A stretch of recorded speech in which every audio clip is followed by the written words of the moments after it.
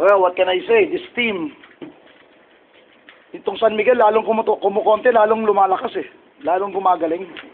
Pag nababawasan sila ng player, ang galing nila eh. Kasi nakakalaro lahat ng players eh. They get to maximize the talents of all the players. And that's why when we found out Peña wasn't playing in Washington, then I was really worried because this team really gets stronger the more they get decimated.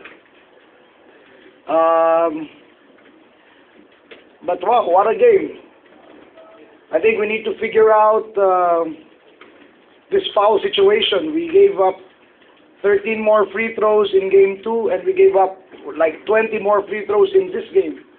And that's really hurting our ability to pressure. Alam mo naman kami, we're a pressing team. That's why if a lot of fouls are called against us, it really hampers our defense. So we gotta figure that out for the next game. Yung kailangan pag-isipan. We can't give them 20 more free throws than ourselves. That's the key. But in the end, in the huddle, we just kept thinking about what to do to Dondon, and I said, just keep working hard.